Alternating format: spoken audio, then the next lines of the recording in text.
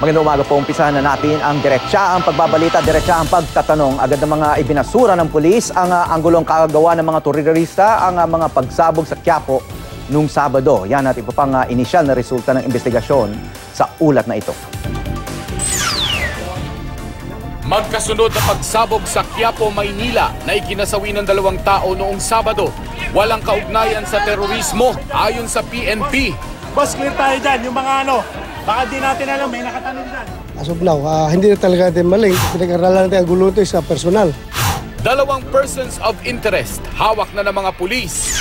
Abogado kung kanino nakapangalan ng sumabog na package, pinaniniwala ang target sa insidente. Ang sinasabi kasi niya, meron na siyang natatanggap ng mga death threats previously, no? At tinitignan natin ito kung ito ay personal or work-related or something to do dun sa pagiging leader niya na bilang isang imam. Medyo nakakabahala dito ay parang na-target dito yung Shia community or yung Shia cleric.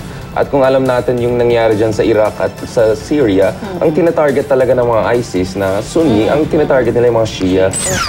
Sa 2 nasawi, isa ang tumanggap ng package, isa naman ang nag-deliver ng package na isa raw Grab Express partner.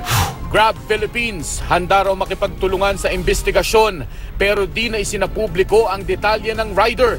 British Embassy sa Maynila, pinayuhan na ang kanilang mga mamamayan na huwag munang pumunta sa Quiapo. At Malacanang nanawagan sa publiko na manatiling alerto at agad iulat ang anumang kahina-hinalang aktibidad